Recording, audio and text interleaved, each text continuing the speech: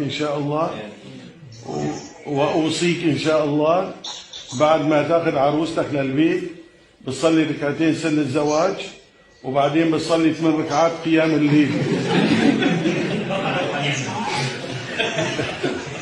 8 ركعات قيام الليل، وبعد ما تصلي 8 ركعات قيام الليل بتقرأ سورة البقرة وسورة آل عمران من أجل الحفظ من أعين الحاسدين، وبعدين تقرأ سورة النساء مشان تعرف أحكام يعني ما هي الواجبة عليك نحو زوجتك، وبعدين تقرأ سورة المائدة مشان صباحية العرس.